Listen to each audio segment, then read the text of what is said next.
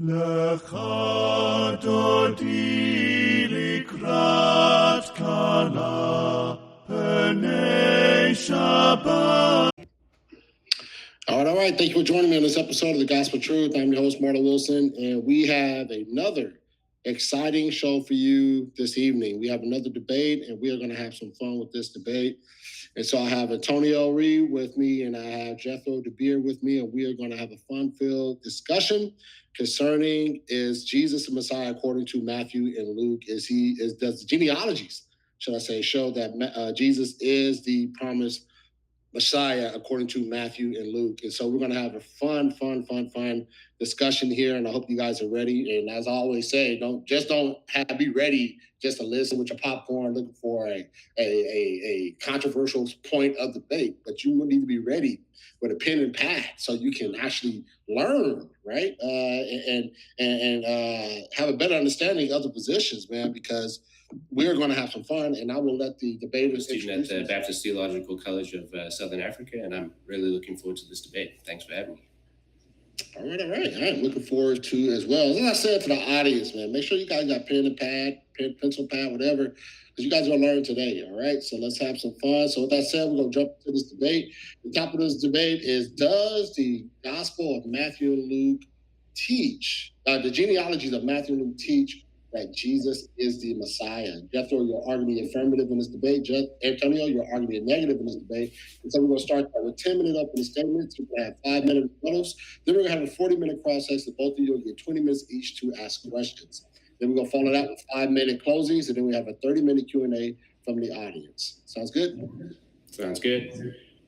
All right. Jethro, you're up first. You're arguing affirmative in this debate, so you're up first to present. And you said you're not having a PowerPoint presentation, right, Jethro? No PowerPoint. All right, sounds good. Well, I will give you the full floor. Me and Antonio will get out of your way. And I will start your 10-minute timer. I will at the 1 minute mark, I'll let you know. I'll, jump on the screen and say 1 minute left. As you know, I don't have all my whole setup. But I will start your 10-minute timer as soon as you begin to speak, Jethro. Sounds good. All right, today our topic is, do the genealogies in Matthew and Luke show Jesus as the Jewish Messiah? So in order for us to understand this, we have to think about what is the Jewish Messiah.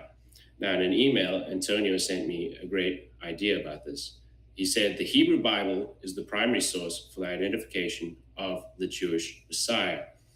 And so the concept pre-exists the two genealogies in Matthew and Luke. So they obviously are drawing from themes that come before them.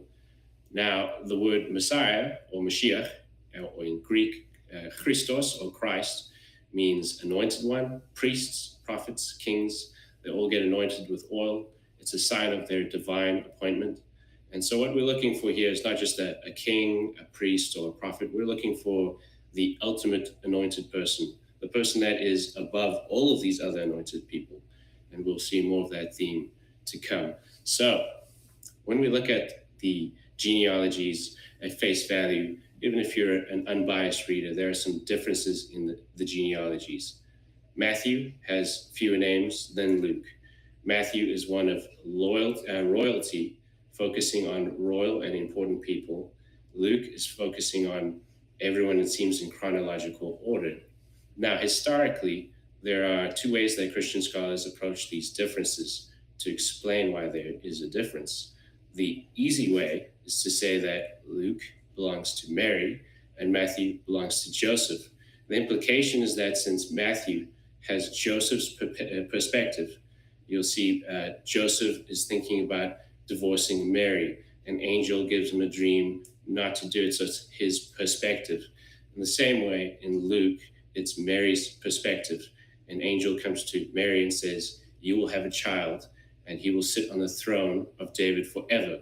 And Mary says, how can this be? I've never known a man. So it's her perspective. So this is a simple way to deal with the differences. Now, what's important to note is objectors like the website Jews for Judaism may use words like, this is a hopelessly contradictory difference. And so what I'm dealing with here is speculation and conjecture. It's true, but it's not a hopeless contradiction. So if it was just a hopeless contradiction, you'd only have one option to pick, that this is just simply false. But if there is a way to reconcile the two, it means it's possible that it's not false. So we do not simply have one option. So this is one option is Matthew is Joseph and Luke is Mary. The other option is called levirate marriage. Levirate marriage is an ancient Jewish practice found in Deuteronomy 25. It's also in Genesis. When a brother dies, his wife becomes a widow and then is married off to the other brother. When they have a child, assuming that she was childless, when they have a child, then the deceased brother legally continues through that child, although biologically the new father is connected to that child. So this is another way to reconcile the two genealogies. This kind of methodology is also applied to Old Testament genealogies in the Jewish world. So I'm going to be dealing with a couple more objections to these genealogies. Jeconiah is in the genealogy, implicitly in Luke, explicitly in Matthew. In Jeremiah 22:24, Jeconiah is cursed. God says that he will not have any descendants on the throne of David, and that he will remove Jeconiah like a ring, like a signet ring. Now, this would be a problem for the genealogies. If the curse remains, that would mean that Jesus as Messiah wouldn't sit on the throne of David. But the problem is actually easily resolved in Haggai 2:23 with Zerubbabel, the grandson of Jeconiah, where God says that he's going to take Zerubbabel and put him on as a signet ring. So you have taking off of the signet ring and putting on the signet ring. And Jewish commentaries on this, Steinsaltz, Rashi, the Talmud, emphatically agree that the curse was undone. So I don't see this as a significant problem. So the Jeconiah curse poses no threat to this genealogy. The other one would be Jews for Judaism says that the Messiah should come through Solomon. Matthew has Solomon in his genealogy. Luke has Nathan. So it goes David, father of Solomon, Matthew, David, father of Nathan. So it would appear that there's a problem. Now I'm going to show you how levirate marriage can work from a Jewish perspective. So Jews for Judaism say it has to be Solomon. Now the Jewish source called the Zohar says that Nathan's wife will be mother of the Messiah. And so there's no further information provided by those two sources. And so there's two beliefs in Jewish circles that the Messiah comes through Solomon or through Nathan's wife. So in the 20th century, a rabbi, Reuven Maggiot, reconciled the differences by saying it must be that Nathan died, their brothers, Nathan and Solomon, and so Nathan's widow must have married Solomon, and therefore we can reconcile the difference. The same can be applied for Matthew and Luke's genealogy, as well as there are texts that show that Solomon is not the explicit and only person who carries on the reign, like in 1 Kings 11, it says that God will tear away the kingdom from Solomon. Now, the next point that's significant in the genealogy would be the virgin birth, which is Mary, the mother of Jesus. In Matthew's gospel, it says, Joseph, husband of Mary, mother of Jesus. So it removes Joseph a little bit from being Jesus' father. In Luke's gospel, chapter 3, it says Jesus, the son of Joseph, or as it was supposed.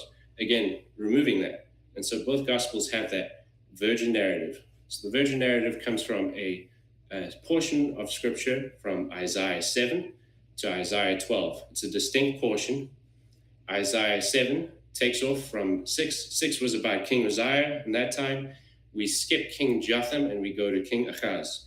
From 7 to 12, it ends before 13, where 13 now begins a new portion about the revelations or oracles about Babylon. So 7 to 12 is a distinct unit.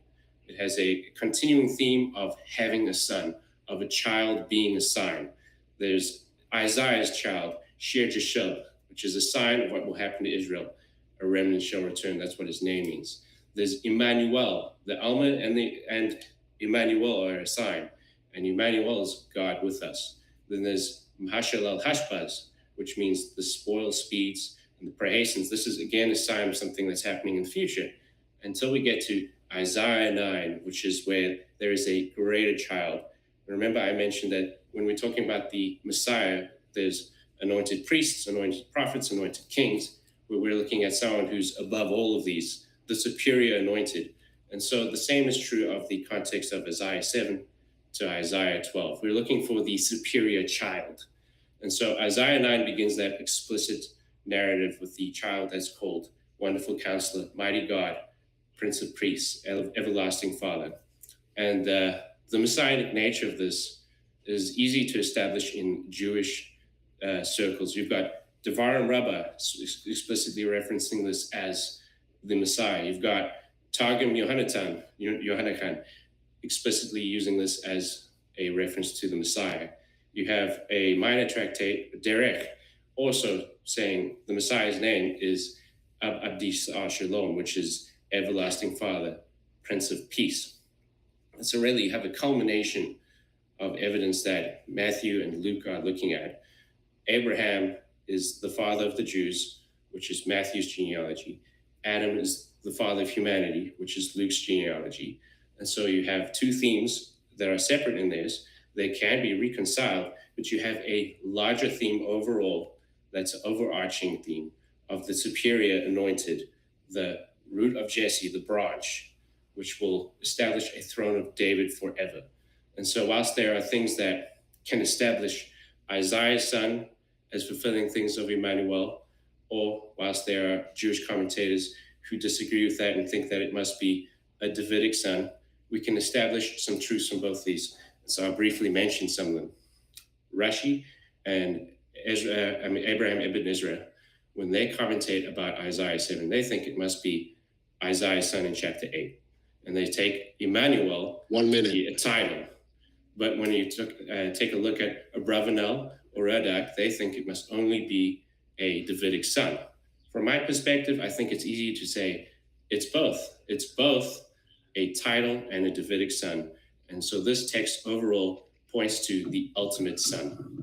And with that, I'd like to conclude. Thank you so much. All right. Thank you, Jethro, for that opening statement. All right. So, Antonio, you're up next for your opening statement here. And let me get Jethro off the screen. All right. So, in my argument, I'm going to be arguing that the genealogies in Matthew and Luke actually disqualify Jesus from being the Davidic Messiah. This is not the only reason why I think Jesus is not the Davidic Messiah. It's just one of many. So first, we have to understand what the biblical requirements of being the Davidic Messiah are. The first one is that the Messiah must be a biological descendant of the King David through Solomon. We are told in 2 Samuel chapter 7, and you'll find that true in 1 Chronicles 22 through 28. The Lord declares that the Lord himself will establish a house for you. When your days are over and your rest and your ancestors, I'll raise up your offspring to succeed you, your own flesh and blood, and I'll establish his kingdom.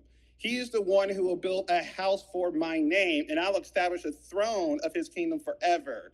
1 Chronicles 22, 9 through 10. Solomon is chosen, and his dynasty will last forever. God says to David, behold, a son will be born to you, and his name shall be Solomon. He shall build a house for my name, and I will establish the throne of his kingdom over Israel forever. So the Davidic Messiah must, of course, be a biological son of David and crucially come through the dynasty through the line of Solomon. We're presented with problems, though, by the narratives in Luke and Matthew when we are told in Luke's angelic annunciation, the angel Gabriel descends from heaven telling the soon-to-be mother of Jesus, Mary, that Jesus, the Holy Spirit of God, will overshadow Mary. Therefore, she is to conceive Kadosh ben Elohim, holy the Son of God, in a virgin birth. But because Jesus has a virgin birth, he has no human father for which he can then be a son to the house of David. And according to the word of God in the book of Numbers, chapter 118, we are told that the lineage of them are declared by their father's house. The genealogies in Matthew and Luke obviously completely contradict each other. That's why Jethro tried to head this off. Both genealogies punitively attribute their genealogies to Joseph, the adopted father of Jesus. In Matthew chapter 1, verses 16, we are told that Jacob, the father of Joseph and the husband of Mary, and Mary was the mother of Jesus. Explicitly in Matthew's text, he tells us that his genealogy is attributed to Joseph. And then in Luke 3, we're told, now Jesus himself was about 30 years old when he began his ministry, and he was the son of, so it was thought, Joseph, the son of Haley. Here we see an obvious contradiction. In Matthew's attributed genealogy to Joseph, we see that his father is in fact Jacob, but in Luke, it's Haley. People like Charles Caldwell Rari, the famous Dallas Theological Seminary professor emeritus now, he argues that Luke, in fact, ties his genealogy to Mary, the mother of Jesus, for cultural and stylistic reasons. However, interestingly enough, when Christians argue this, the best historical evidence we have of Mary's actual father comes for us from apocryphal sources, the Proto-Julium of James, and that's Joachim, not Haley or Jacob. 3, both of these genealogies, although contradicting each other, are both cursed by God in Jeremiah 22, 24, and 30. We are told that God declares the descendants of David on the throne will not be on the throne of David anymore. Matthew genealogy specifically includes Jeconiah directly, which disqualifies his genealogy altogether. Christian commentators Kyle and Delich write 10 volumes of biblical commentary on what Christians call the Old Testament, confirming the curse of Jeconiah is more definitely intimated in the parallel member, namely that Jeconiah will not have a fortune of having any of his posterity on the seed of David. And of course, here, the genealogies, you can see that Zerubbabel, Jeconiah are highlighted. And notice that I highlight Hezekiah in orange. I'll get back to that later. Number 5, Luke's genealogy, of course, Christians say it's to Mary, but there is nothing in the New Testament text, and there's nothing historically in secular history to suggest this is true at all. Luke explicitly tells us that Jesus is the son of Joseph, attributing the line to Joseph, and the line goes through Nathan, not Solomon, again, disqualifying it from its Davidic messiahship. See 2 Samuel 7 and 1 Chronicles 22-8. Still, Luke's genealogy includes Zerubbabel, a descendant of Jeconiah, therefore also disqualifying it. Zerubbabel occurs both in Matthew and in Luke, and you can see that there in Luke's genealogy. So just a quick summary. Christianity teaches that Jesus has no human father. Jewish lineage comes through a tribal identity, passes through biologically. If Joseph is not the biological father, then Jesus doesn't have Davidic lineage. If Joseph is, then Jesus is cursed by God not to be the Davidic Messiah. The Christians attempt to reconcile this in 3 ways. Jeconiah was forgiven by God according to rabbinic sources. Number 2, God's forgiveness of Jeconiah nullifies the curse, and that Jesus had to be born of a virgin to avoid the curse in the first place. There's a problem with that, though. Contrary to what Jethro said, the majority of the rabbinic consensus is against this view that Jeconiah may have been forgiven. That's up for grabs. But although if he was forgiven, the curse still was not undone. Now I'll explain that a little bit later. But most of the rabbi consensus is that, in fact, he was not forgiven, and only a host of rabbis believe that he was. And no major halakhic commentators say that the curse was canceled, the monarchy was restored to Jeconiah, or that the Messiah was descend from Jeconiah, and the Jewish rabbinic consensus is overwhelmingly that the curse is still in effect. And if we were to accept rabbinic authority, the weight of rabbinic authority beyond just this issue is that Jesus of the New Testament is not the Messiah. Does forgiveness undo curses? Well, according to Jethro and other Christians, Alfred Emerson, he argues that Haggai 2:2 and 23, on that day declares the Lord Almighty, I will take my servant Zerubbabel, the son of Shealtiel, and declares the Lord, and I will make him a signet ring, for I have chosen you, declares the Lord. They say because this language mirrors the original curse upon Jeconiah, therefore he was given. But however, what we see of Zerubbabel is that he's a governor rebuilding the temple. And although he's a governor rebuilding the temple and he's in the Davidic line, he is never called the king. And interestingly enough, during his reign, a Gentile for the first time in all of Judaic history is called the Messiah by God instead of Zerubbabel. And in fact, Zerubbabel, who is supposed to be the rightful king of Israel, is a governor under his administration. How absolutely incredible is that? Only but to reinforce the conditions of the curse, namely that Jeconiah's descendants would not be king. And in fact, even though Zerubbabel found grace, he was not king. But this tells us something about the nature of the curse. The curse doesn't originally start with Jeconiah. It starts, in fact, with Hezekiah. What we're told of Hezekiah is because he allowed the Babylonian emissaries into the palace, he was cursed by God for sickness, and he was falling ill. He was going to die. He pleaded with God for forgiveness. God had forgiven him through the prophet Isaiah. But when God forgave Isaiah, he granted him 15 more years, but he told him that a prophecy, all his sons would be taken off as eunuchs to the Babylonian Empire, therefore not being able to beget children anymore. And in fact, that does happen. So what we learned from a curse is although God can forgive and find grace with people, it doesn't necessarily undo the curse itself. And we see that's not only true with Hezekiah, we see it's also true with Zerubbabel. But there are other biblical examples of this as well. More examples of this. So most notably, of course, Zerubbabel, when is lifted for him, but also think about this situation with Cain. Cain is responsible for murdering people and God banishes him, but yet God grants him grace and protects him. But that in itself doesn't restore the consequences. Same thing with David and Bathsheba. When David is caught trying to kill Uriah and he's engaged with Bathsheba, he still has to deal with the consequences of what he did, although he was forgiven as we're told by Nathan. Third, the Israelites in the wilderness and the golden calf incident with Moses' intersection, and they were partially forgiven, but still had to deal with ongoing trials. Okay, and then of course, Saul, 1 Samuel, he loses the kingship altogether, although he does beg for forgiveness and mercy from God, and he does find it, but still the kingship is never restored to him, just like it was never restored to the line of Jeconiah. Now, instead, God passed a temporary measure of grace to Zerubbabel's life, but still the conditions of the curse were in effect, okay?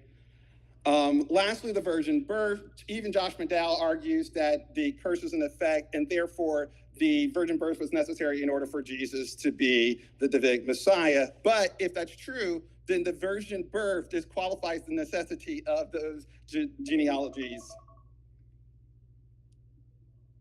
It's a lot of time. Genealogies. Matthew and Luke directly are cursed to bear the Messiah. Luke's genealogy is disqualified. The genealogy in Luke is cursed. They're both generational in nature. The rabbinic consensus is that Jeconiah may not be forgiven, and even if he is, the curse is not undone. Zerubbabel did find grace, but that doesn't undo the curse. In fact, we see that a Gentile, in fact, is called the Messiah instead for the first time in Jewish history. Biblically speaking, God's grace and forgiveness do not undo the consequences of prophetic curses. Therefore, on all accounts, if the genealogies in Matthew and Luke can be attributed to Jesus, then he is cursed by God never to be the Messiah. All right. Thank you guys for those opening statements. So now we're jumping into our rebuttal round of our debate. And so we're going to let Jethro have the floor once again. This is a 5-minute rebuttals. And then we'll be jumping into cross-sex after the rebuttal round. All right. So Jethro, you have the floor for 5 minutes, and I will start your time as soon as you begin to speak. All right, so I hopefully will address each of those objections. The first one is that the Messiah must come biologically through David, through Solomon. So I don't believe that is absolutely true. In 1 Kings 11, verse 9, it says, "The Lord was angry with Solomon because he had shifted his allegiance away from the Lord, the God of Israel, who had appeared to him on 2 occasions. And he warned him about the very thing, so that he would not follow other gods, but he did not obey the Lord's command. So the Lord said to Solomon, because you insist on doing these things, and have not kept the covenant and rules I gave you, I will surely tear the kingdom away from you and give it to your servant. However, for your father David's sake, I will not do this while you are alive. I'll tear it away from your son's hand instead. But I will not tear away the kingdom. I will leave your son one tribe for my servant David's sake." So there is a reason to believe that it is not absolutely through Solomon. And there are rabbinic texts that say as much, like Megillah 11b1, where Solomon did not complete his kingship, and Rashi comments as much. The next one is that there's no biological connection to David. When I cited Mary's vision, it says an angel tells her that she'll have a son who will sit on the throne of David. Her response is not to say, how? I'm not from the house of David. She says, how? I've never known a man. It is also notable to say that if a woman only has sisters, no brothers, she must marry within her tribe. It's possible in John 19:25, Mary only has a sister. In terms of adoption in the Jewish world and in the Bible, you clearly have adoption where rights pass on through the child. A good example, Genesis 15:2-3, Abraham has no children. Eliezer, his servant, is his heir. Not will be his heir, not might be his heir, is his heir. And then it also is true that in the rabbinic writing in Megillah 13a, adoption is treated like a biological son. It literally says when you adopt an orphan, it's as if he gave birth to him, so it's treated as biological. Furthermore, Jacob adopts two of Joseph's sons, Ephraim and Manasseh, so they receive definitely tribal inheritance. As far as proto-evangelical James, this is pseudepigrapha, probably written 250 AD. It's rejected by Saint Jerome, by Pope Innocent. There's a decree against it, condemning it. As for the Jeconiah curse, honestly, I don't think there's an objection here. The language is deliberately the same. Zerubbabel is the grandson of Jeconiah. He gets put back on. He is the signet ring that gets put on. And if you look at what the Talmud says and what rabbinic commentators say, like in Mishnah Torah Repentance 6, Jeconiah is forgiven, and it even references Haggai 2:23, or Sanhedrin 38b. This is emphatic because it's Jeconiah, his son, Shealtiel, and then it's Zerubbabel, and Shealtiel means ask God. But in this part of the Talmud, it says this name could also be understood as that God is asking to be dissolved of his oath in terms of the curse. So there's not really a rabbinic perspective. And I'm not really at all relying on the Talmud. I believe just in the Bible in Haggai 2:23, that's sufficient. But since my opponent is a rabbinic Jew, it's all the more relevant I reference the rabbinic sources. As far as Kale Delish, France Delish are concerned with the commentary, just read what they said in Haggai 2:23. They agree with me. Zerubbabel is actually also the prince, not just the governor. His Babylonian name is Sheshbazzar, Ezra 1:5. And then in chapter 5, he is made by Cyrus, the governor of Judah. As far as Cyrus is concerned, I said that many people are anointed priests, prophets, kings. Cyrus is anointed for a divine purpose, implying that he's the Messiah. It kind of undoes your argument because you're saying Jesus has to jump through all these hoops, but all we have to say is Cyrus is anointed. He's the Messiah over the Jewish inheritor of the throne. And you got Hezekiah's sickness mixed up. Hezekiah became sick before the Babylonians came. The text says that the Babylonians heard he was sick and that he recovered and they came to visit him. So his sickness has nothing to do with the Babylonians. Instead, he has a different punishment for the Babylonians for letting them come and visit. Now, as far as the virgin birth is concerned, is my time up? I think it is. No, you have about 38 seconds left. Okay. As far as the virgin birth is considered, this is not to avoid the Jeconiah curse. This is to show that Jesus is not an ordinary child. He's both human, but he's above human. He's both the son of Mary, but the Lord of Mary. He's both the son of David, but the Lord of David. That's why it says, the Lord said to my Lord. So the virgin birth has a particular purpose. It's pointing to that child in Isaiah 9, Isaiah 11, which is the higher child. It's not just a mere way of getting around the Jeconiah curse, which I don't even believe exists. Thank you.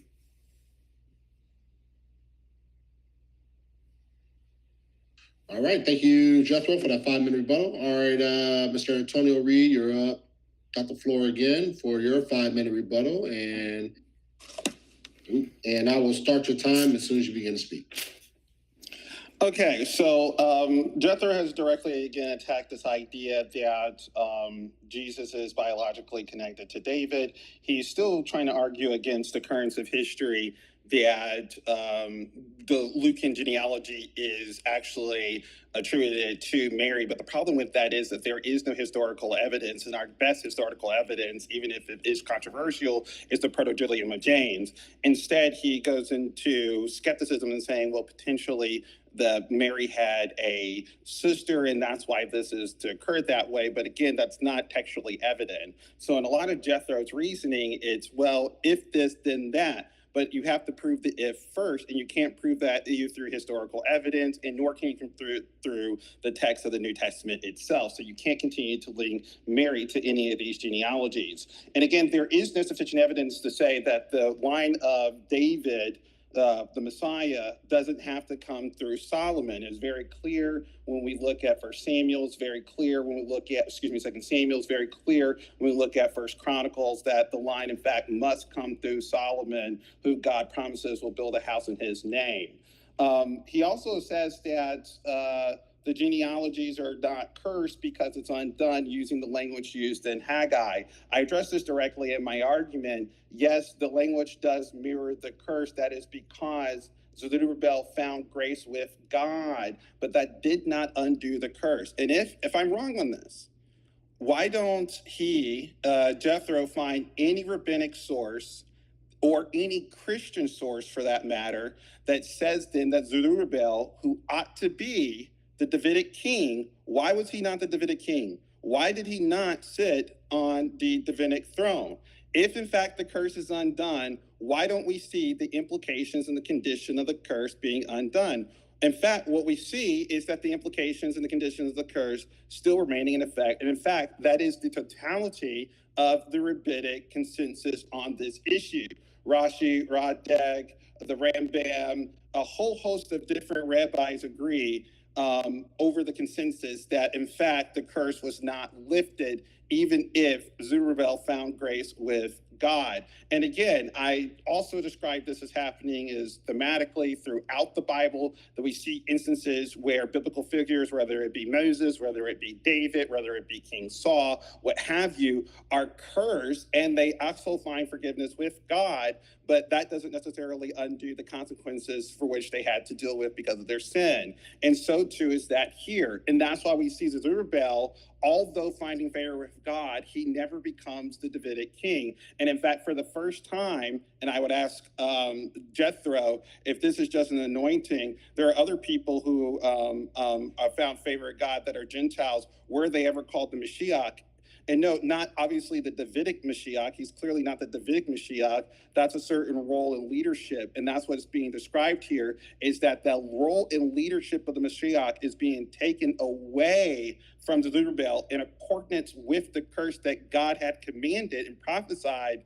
And so much so for the first time in all of Judaic history, we're seeing a Gentile being called that name by God. And what we see during that point in time in history, during the commissioning and the building of the Second Temple, is that it's under Persian rule. It's under the rule of King Cyrus, not Zerubbabel. And notice that you even acknowledge that he's a prince, which is a lesser administrator. That's because he's a prefect. He is under the administration of Cyrus himself. He doesn't have independent rule over Judea. And of course, all of the rabbinic sources confirm this. Now, the problem again with the virgin birth narrative, not found in Mark, not found in John, only found in Luke and Matthew. And that's why they supply these genealogies, because they realize that the virgin birth narrative gets them into trouble. 1 minute.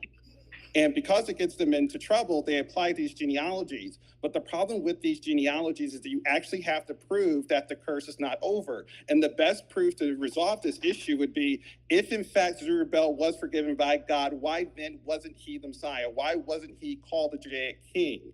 And bringing up Isaiah chapter 9, verse 6 has nothing to do at all with this. That is a prophecy given from Isaiah to King Achaz about King Hezekiah. Hezekiah Hezekiah's name literally means mighty God, or God strengthens. It's a play on his name. He's the mighty counselor. In 2 Kings, we are told of Hezekiah that there would be none like him, or among all of the Judaic kings in all of Judah's history, none before him or after him. That's a reference that has nothing to do with the curse of Jeconiah, has nothing to do with this issue at all. That was a red herring by Jethro. The problem here is that the genealogies disqualify Jesus.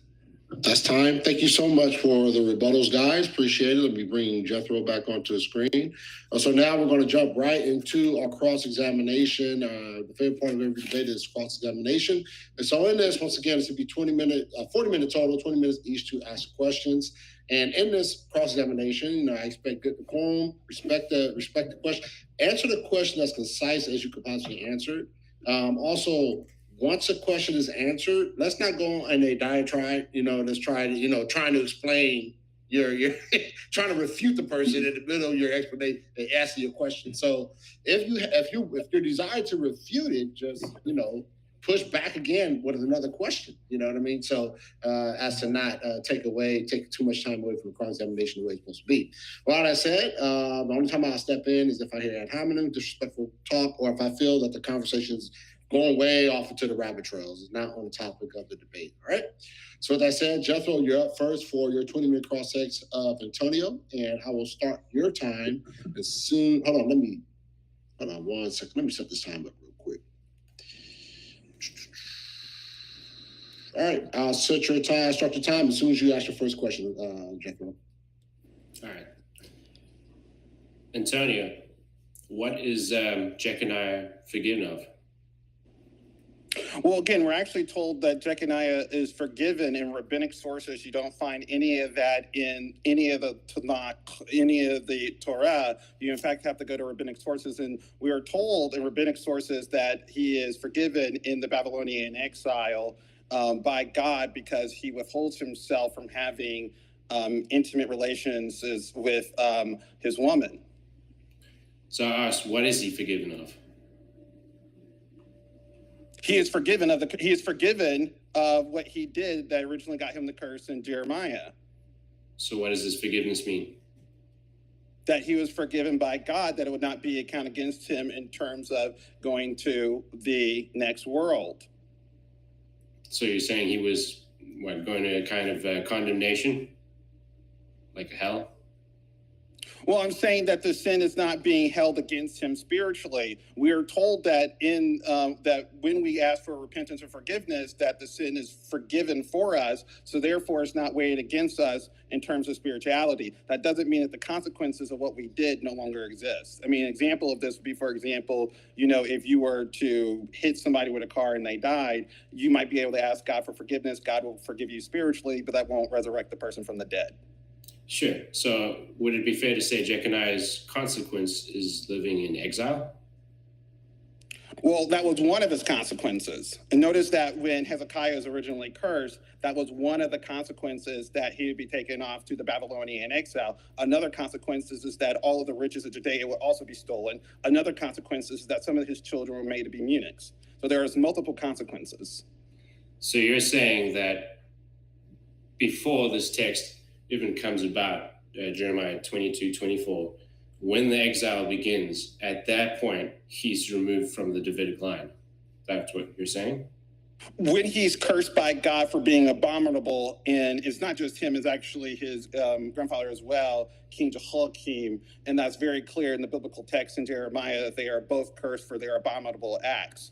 But this has to do directly in relation with the prophecy that we are told to Hezekiah through Isaiah about the Babylonian emissaries that go into the treasury. So are you saying that Hezekiah is the catalyst for this consequence of exile?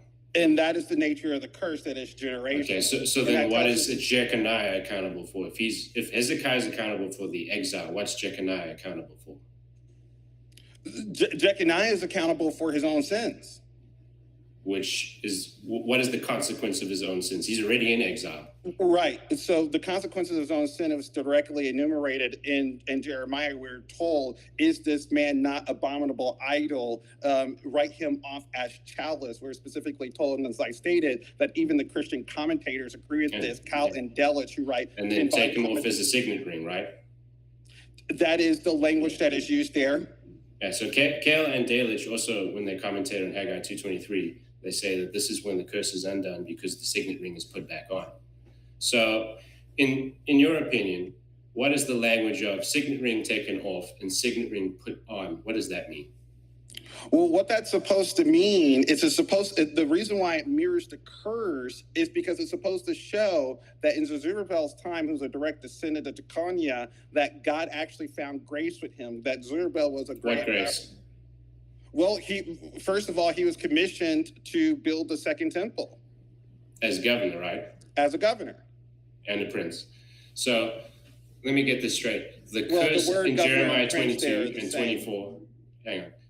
So the curse in Jeremiah 22:24, does it have anything to do with building a temple? It says that he won't rule in Judea anymore on the Davidic king, on the Davidic throne. Okay, so when God takes him off as a signet ring, is that not a part of that?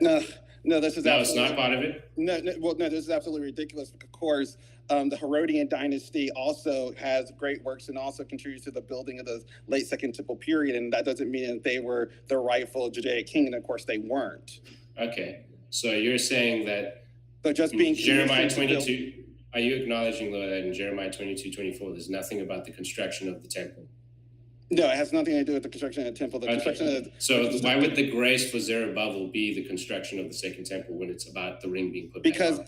Because God had blessed him. That's what that's about. That God had blessed him with what? Grace in his life and in his leadership, in his governorship over Judea. But it wasn't, and notice that the curse that we find in Jeremiah, it specifically enumerates the kingship of Judea. So it's not that later on people couldn't find some sort of leadership as a governor. But what's interesting about his leadership is that he's not the actual leader of Judea. He is administrating under the occupations of the Persian leadership, King Cyrus.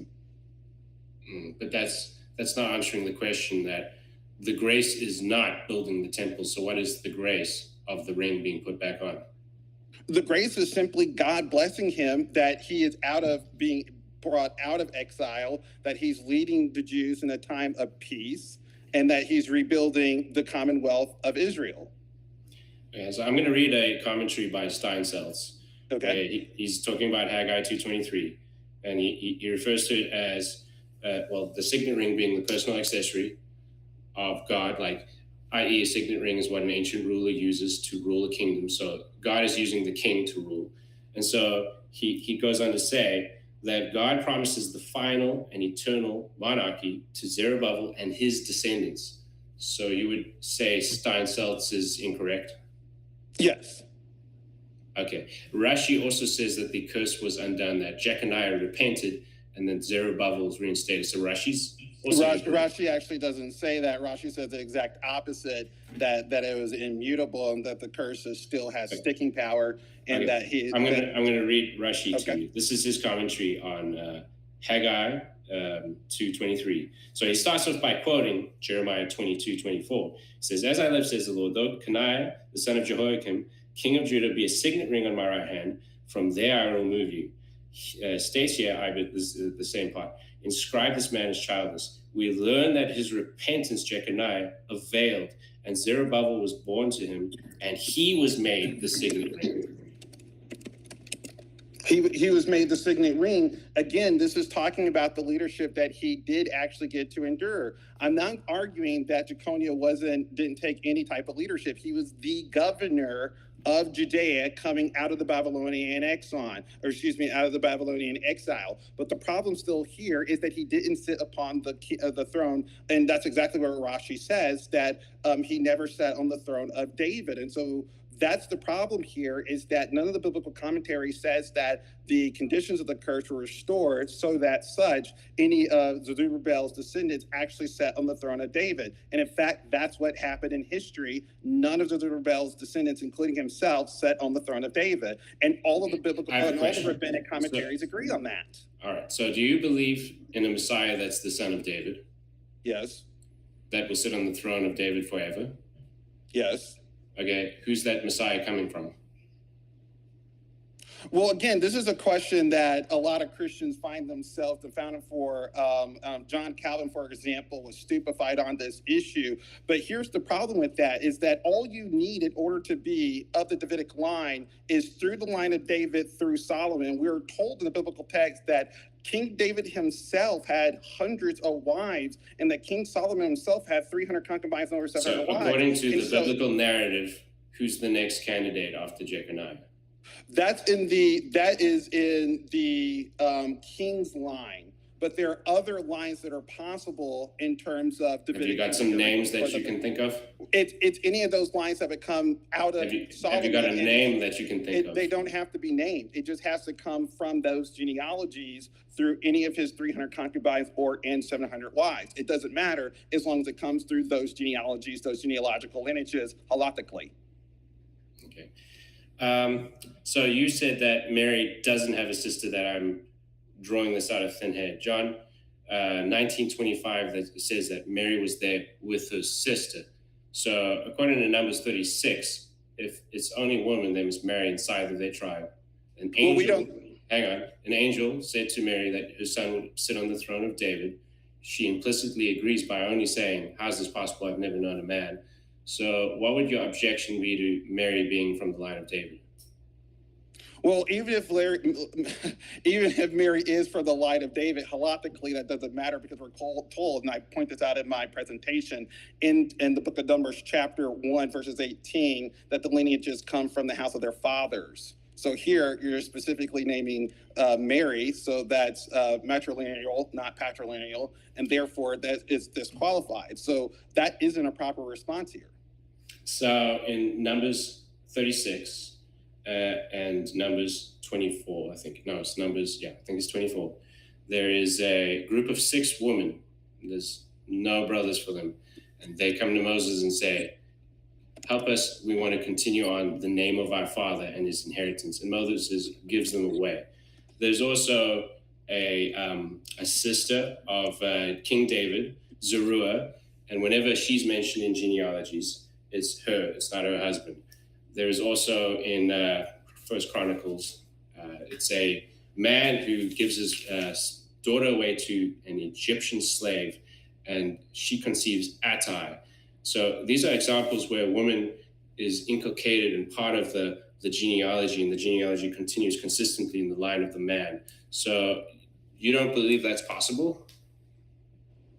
So again, the problem here is that all of those people were they were having intimate relations with actual physical human beings, and those are women, and those women are having relationships with Hebrews, and so that's a different problem as opposed to what you're saying here. He's an Egyptian slave. He's not Hebrew. I think you're talking about Numbers chapter 27 with the 5 women. No, yes, and I'm 6. not sure. Yeah, I'm not sure the relevance of that here. So should they carry on their father's lineage with no man carrying it on? So that's a very different issue than what we have with the virgin birth genealogy. Why? Because God is not a son of David. Yes, he is. God is a son of David? Oh, Jesus is God, so he's fully human and fully God. So in his humanity, he is a son of David. So where do you find in the Hebrew Bible there is no suggestion that David is God's father in any sense? And in fact, we're told the exact opposite, that God will be the father of David, not David being the father of God. So that doesn't make any sense in Chronicles. It doesn't make any sense in 2 Samuel's. So the person of the Messiah is pre-existent and is eternal. So in Isaiah 9 and Isaiah 11, it says that his throne will be forever. It will be without end. Again, there's referring nothing to a specific individual. there's nothing in the Hebrew Bible to suggest that the Messiah is pre-existent. That has nothing to do with the genealogies. That has nothing to do with any of the prophecies in any of the Hebrew Bible. Well, since you said there's nothing to do with him being pre-existent, and although it's not to do with the genealogy, I'll mention Micah 5:2, which is a messianic text that refers to the Messiah's days of being of old. So that is a pre-existence. So I want to ask the next question. So in the Zohar and Devarim, actually it's Midbar, and a section, it says that the Messiah will come through the wife of Nathan. So Kabbalah is ubiquitous in rabbinic Judaism. It's in conservative Jewish circles, Reformed, Orthodox. And so when this text talks about the Messiah coming through the wife of Nathan, how is that possible? So there are different rabbinic, and that's the thing of understanding about rabbinic interpretation and rabbinic opinion, is that when it comes to rabbinic interpretation and rabbinic opinion, you always have to go with what the consensus is, particularly in apologetics. And overwhelmingly, I'm going to stick with the rabbinic consensus on this issue, that in order to be the Messiah, it must come through the line of Solomon. There are other rabbis who have disagreements on whether or not that's true, if that's possible, if there is so other. So the Zohar is incorrect? I would say yes, the Zohar is incorrect. I mean, I think that Maimonides is incorrect on some issues. I think that the Rashi is incorrect on some issues. That happens. In fact, that's what the Talmud is about, is a bunch of debates in rabbinic Judaism. So the Talmud is about a bunch of debates, but the Zohar has narrative in it, and the Zohar is about revealing mysteries of God. So it's not exactly the same thing as a bunch of rabbis commentating and saying, this one's wrong, that one's wrong. Haggadah as well. I mean, we see this in all different facets of rabbinic. It's not Haggadah, though. I'm just saying, in Haggadah, you also see those elements present as well. So just because there has a narrative explanatory device to it doesn't make it necessarily. What's important about rabbinic tradition is whether or not something is halakhic, whether or not it's sanctioned under Jewish law. And that's the issue here. And what's sanctioned under Jewish law is that in order to be the Davidic Messiah, it must come to the line of Solomon. So you can show me halachically where that is? That's all throughout. Like I said, I've been throughout my presentation. Can you give me a reference? Overwhelmingly, yes. This is over Ibn Ezra, the Sefer Olam Rabbah. Oh, but Abraham Ibn Ezra is not halachic. That's a commentator. He commentating on halachic. So halachic is when a bunch of rabbis come together and agree on an authoritative position that everyone should agree with. And that's the consensus. So can you give me a halachic reference for that? Well, I've already have in the multiple rabbis that compose the consensus. But there would be a halachic statement, so you could just reference that for Solomon having to be the obligatory line, in this particular case, though, I referenced different statements from all of the major rabbis that compose this consensus itself. So Abraham Ibn Ezra is halachic, but he's a commentator on the halachic law, considering. Okay, so when I point to Rashi of Solomon, and when Rashi said, hang on. When I point to Rashi saying that the ring going back on is the curse being undone, the repentance avails, that's not halachic, right? Well, first of all, you're misunderstanding what Rashi is saying, and Rashi does have different opinions on this issue. And Rashi is saying that, of course, that repentance does prevail, and we do believe that draconian. The question is it halachic? Hold on. I want to answer. I want to answer your question. As I stated before, is controversial. This opinion is double annotated, that there's an opinion rabbinically that Jeconiah was forgiven and the curse was not undone. And then there's a minority opinion that he was forgiven and the curse was undone. So my question is not, what does it mean? Yes, and what Rashi is doing. So my question is not what it means. My question is Rashi's opinion here as a commentary, is that halachic or not?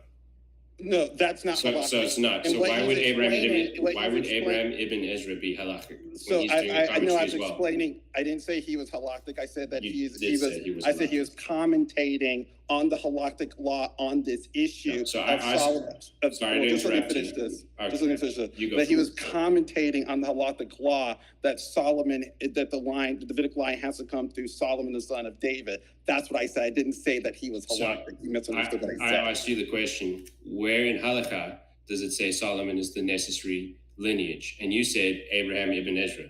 No, what I said is that I listed the Jewish commentators who compose the consensus and what they specifically said. And I named Ibn Ezra as one of them. I named Rashi as another. I read the Rambam as another, and several others. So that's different. I did not state the general law from the halakhic ruling. I stated the multiple commentaries on that halakhic ruling, and there's a difference there. Can you define and as for halakha? Rashi, I just want to answer that point about Rashi. What Rashi is doing is explaining the minority opinion. Can you define halakha? It's Jewish law. Well, how does halakha come about? Through rabbinic consensus. How does that happen? Rabbinic consensus is something that's taken through in every stage. The Great Assembly, that was one way that the rabbinic consensus was formed. It really just depends on what era of Judaism that you're talking about. Can you define a step-by-step process how we reach halakha? Not at this time. Okay. Are you aware that it's halakha to accept the Lubavitch Rabbi Schneerson as the Messiah?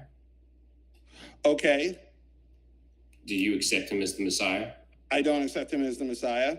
It's halakha, though. Well, so why do you not? Because, of course, in halakha, you know that there are multiple rulings, and this often happens. And so, for example, I mean, Maimonides also talks about, for example, you can believe, it's halakha, that the spirit of the Messiah was born during the destruction of the Second Temple. And some people believe, it's also halakha, that the actual Messiah was born. So you can have different halakhic opinions on the same issue.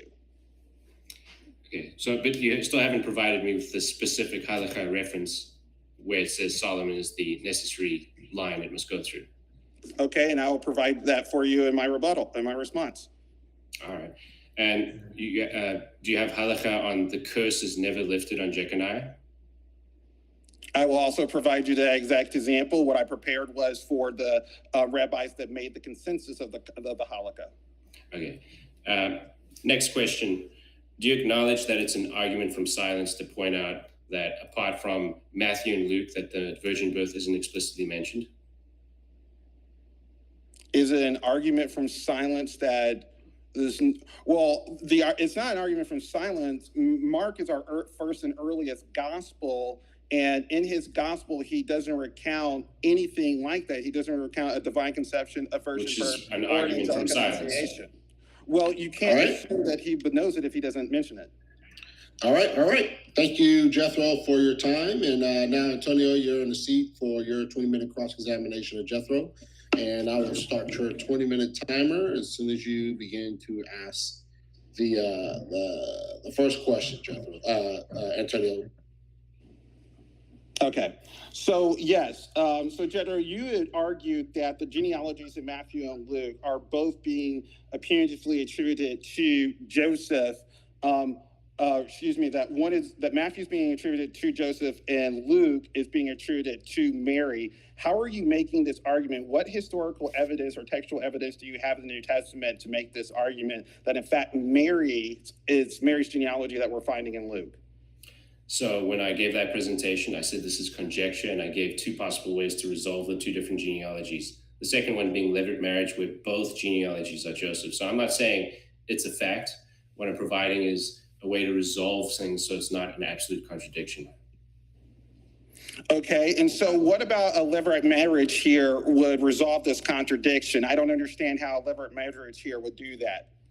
Okay, I'll explain it through what you believe. Solomon is the inheritor of the line, but in Zohar, it clearly says that it's Nathan's wife. So Rabbi Reuven Megiot explains that Nathan dies, his wife gets married to Solomon, and then they have a child. So Nathan is part of the genealogy and Solomon. So this is how it's resolved in Africanus letter to Aristides. That doesn't work because in Deuteronomy 20, which is the essence of this, Deuteronomy 25, 5-6, the problem here is that the marriage doesn't make you biologically related. Well, it makes you legally related. You carry on that lineage. Yes, legally related is different from biologically related, and we're told specifically in Chronicles that it's going to be flesh and blood. That's a reference to biological reference, not legal. And halachically, again, it needs to be maternal, not merely paternal here, and that comes from Vermont 22b and 22.4. Is there a So question? you agree then that even a Levirate marriage doesn't make Jesus biologically related here? I would say he'd be treated as biologically related. You have clearly the treating of a legitimate heir in Genesis 15, 2 and 3 with Eliezer and Abraham. And then you also have that with Jacob adopting Joseph's sons, Ephraim and Manasseh. And then you have a number of adoptions that occur. Michal, wife of David, adopts 5 boys. And then you also have in First Chronicles 22, and we're told that God says, "Your flesh and blood." What does that mean to you? It means flesh and blood. So not legal or treated like. No, adoption is legal and treated like. When Jacob adopts Joseph's kids, he says, "These kids will be my kids." Absolutely no difference to my biological kids. And that's why you get Megillah 13a5, which says, when you adopt, it's as if that person was conceived by you. So there's no difference between a biological person or an adopted person. Actually, there is. And you brought up this example, and I thought it was really good in Genesis with Abraham. What happens to Eleazar? Is he the heir? He is the heir at that point, yes. No, he is not the heir. It is given to who? God specifically says what to Abraham? That his heir will be what? Well, he'll have a child, yes, but that at it will that point, be his biological child. And it's at that moment that the consensus, that is where the covenant is formed, not with Eleazar. And that sets the basis for this. Would you agree? So Eleazar is a legitimate heir, but he's a servant. So when we're talking about levirate marriage, we're not even talking about servants, we're talking about family, adopted family. So he's not even adopted family, and he's being treated as a legitimate heir. So that's why Abraham can go and have a biological child, and that can still be fulfilled. But if he didn't, Eleazar would be that heir. That doesn't make any sense at all, because, of course, when God specifically says it comes from the loins of Abraham, that it will be his son, and that's the same thing. That's why the language is mirrored in Chronicles, flesh and blood, because only in halachically, we're talking about halachically, you would agree that tribal rights are only given through the father, the biological father. No, Jacob gives tribal rights to Ephraim and Manasseh. That's not a biological father doing that. So those people are also related. But here, Joseph is not related. Joseph is not related to Jesus at all. Like they're completely unrelated peoples. This is essentially, in our vernacular, his stepfather. So, and that's a great point, stepfather. So in Leviticus 18, when it talks about step siblings, it treats them as legitimate siblings. That's why there may be no sexual relations between them. No, I'm making a point, though. So a step sibling becomes treated the same way as a biological sibling. When you marry, you become legitimate. So there's actually an example from this, in fact, rabbinic commentary. So Pedaiah is named as the father of Zerubbabel, but so is Shealtiel. And so there's 2 explanations for this. One explanation is that Pedaiah is actually the brother of Shealtiel. The other explanation is that Shealtiel is the father of Pedaiah, who's the father of Zerubbabel. So now in the example when it's the brothers, and this is from Abraham ibn Ezra on his commentary in Exodus 2:20, when he talks about Moses being adopted as the daughter of Pharaoh, adopts Moses. And he also references the sons of Michal, the wife of David. He says, concerning Zerubbabel and Pedaiah, it's rather that Pedaiah had died, but because they were brothers, Shealtiel and Pedaiah, because they were brothers, when Pedaiah dies, Shealtiel raises Zerubbabel. And so the scripture gives no distinction whatsoever. It just says that Zerubbabel is the son of Shealtiel.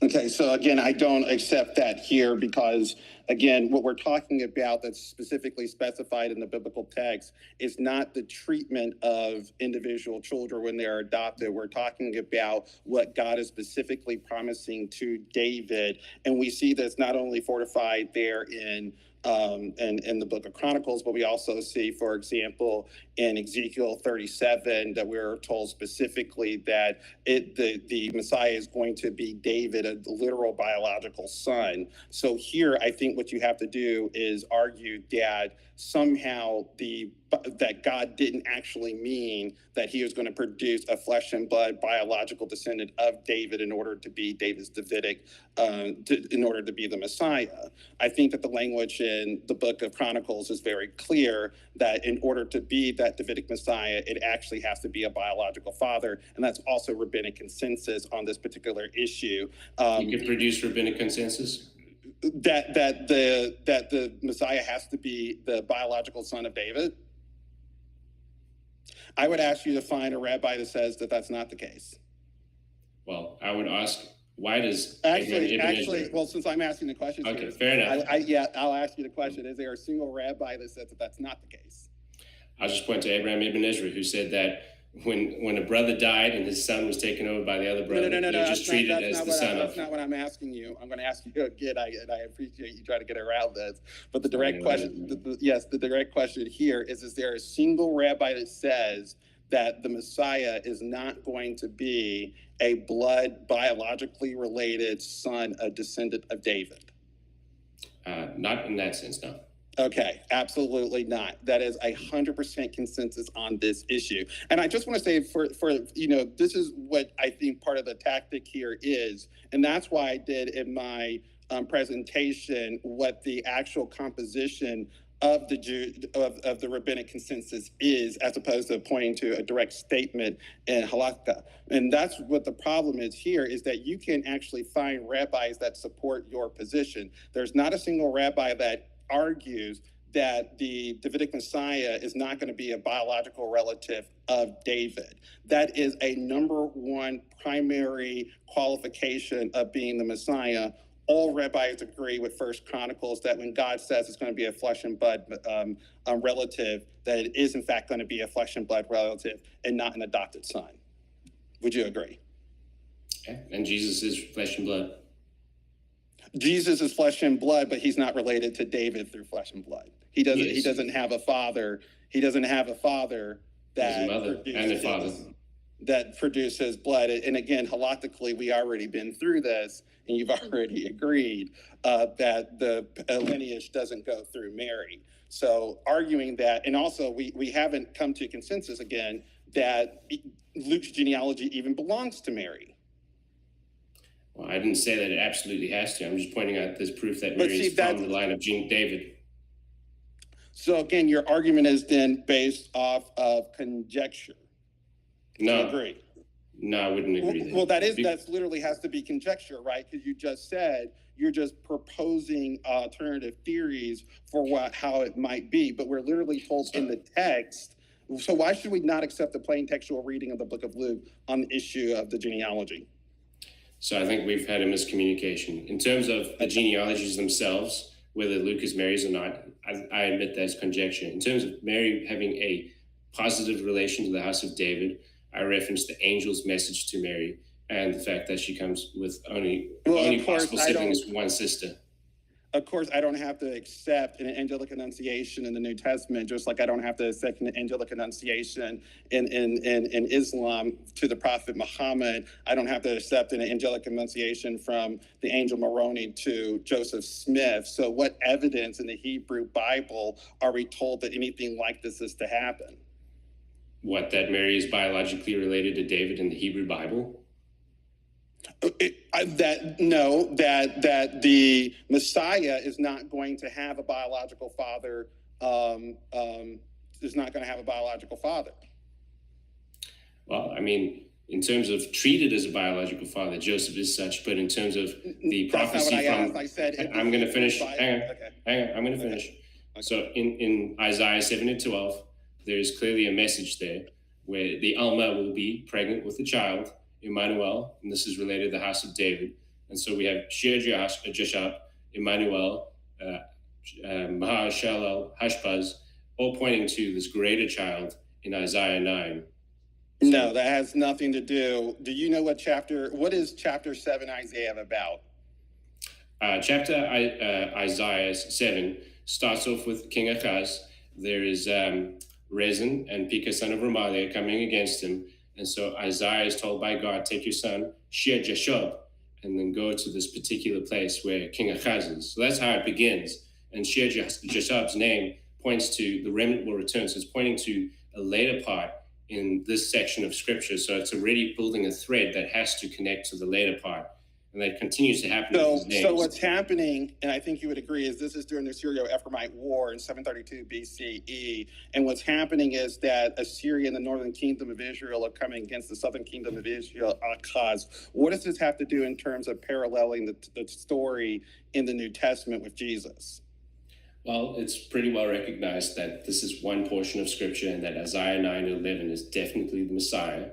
There may be some modern. So let me ask you, in the 7th chapter of Isaiah, other than mistranslating the 14th verse, what other verse in the 7th chapter has anything to do with the New Testament narrative of Jesus?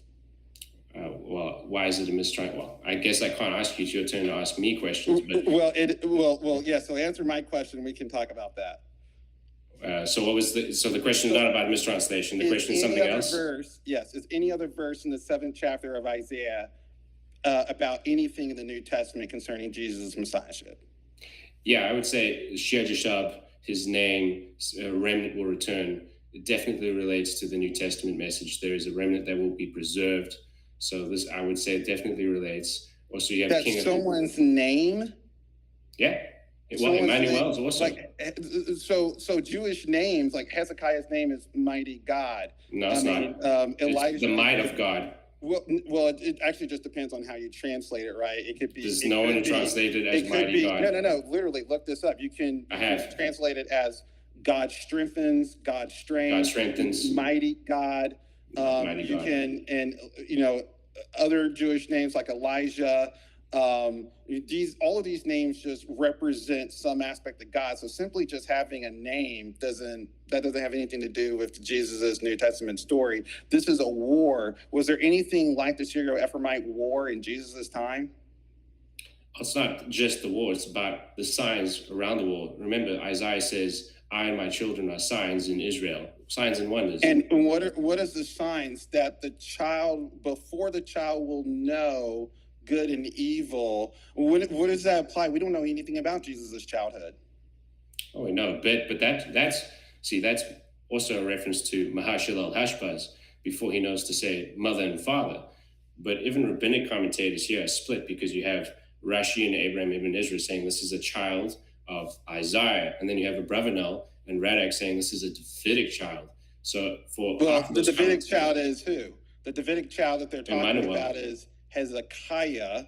Hezekiah is being prophesied, and actually Hezekiah is the one who meets the prophecy, because it is Hezekiah that leads the Judeans in the Ephraimite Syrian war. It is Hezekiah that restores Yerushalayim, restores Judea, destroys all the fake altars, and we're told again in 2 Kings 18:5 of Hezekiah that there would be no king like him, and he's obviously directly from the Davidic line. Would you agree? Hezekiah is from the Davidic line, but this is not about Hezekiah. And why is that? Because these prophecies are looking to the future. Yes. That's it. Yes. Hezekiah isn't yet born in 714. That's incorrect. In the genealogies in Kings, it clearly says that Ahaz reigns for 16 years. When he dies, Hezekiah takes over at age 25. So this is during Ahaz's being king. So that means logically you minus 16 this is not during his kingship. It literally starts with his father. His father is the king at this time. The prophecy is being made to his father through Isaiah. So Ahaz is king for how long? Hold on. How can he be king? Again, I'm the one asking questions here. So how can he be king at the same time as his father? He's not, but he's alive. You get princes, right? He's a young boy. That's why the prophecy is about him before he learns to speak. And so what's going on here is that the prophecy is about his future rule. How long do you think it takes? Well, I shouldn't ask you this question. I'll just say, again, it doesn't take a child that long to learn how to speak, unless Hezekiah was majorly troubled as a youth. What help would Jesus' New Testament story 732 years from now be to King Ahaz in the moment of this great war? So there are things that are fulfilled immediately, and I've already said that Mahashalal Hashbaz does fulfill some of those things and is a sign, and that's why Isaiah says, I and my children, plural, Yeladim, plural, are signs in Israel. So there's really three children's names that come up right there. It's not just one. Now, there's no literal child in the narrative called Immanuel. So this is either applied to Mahashalal Hashbaz or an unknown Davidic king. And so there's a fourth child. There's a fourth child in the narrative, which is in Isaiah 9, Isaiah 11. But to your point No, about... I'm asking you, what help would anything from the New Testament narrative be for King Ahaz at the time of the Syro-Ephraimite War in 732 BCE? Well, that assumes that it only can be of help during that time. So that's the problem here, is that nothing else in Isaiah 7, nothing else in Isaiah 9 applies to the New Testament narrative. And so I'm asking you in reverse then, what in the New Testament narrative applies to the situation happening here in Isaiah in terms of the Syro-Ephraimite War that would have consoled King Ahaz in terms of the prophecy that Isaiah is giving to him? So your question is like retroactively, what does the New Testament send back in time to? Well, because you say that Jesus is a fulfillment of this prophecy. So if Jesus is the fulfillment of this prophecy, and this prophecy is given to King Ahaz concerning the Syro-Ephraimite War, how then does anything in the New Testament narrative help King Ahaz in 732 BCE? I think that the question assumes the false premises of the New Testament going back in time to King Ahaz. I don't think that makes sense. So that would mean that Isaiah gave so here we have King Ahaz who's in complete distress, who's worrying that he's going to be destroyed by the northern kingdom. Think about how crazy this is, that Assyria and that the northern kingdom of Israel is going to destroy him. And he's asking God through Isaiah, what's going to happen? What's going to do? What God's going to do for this?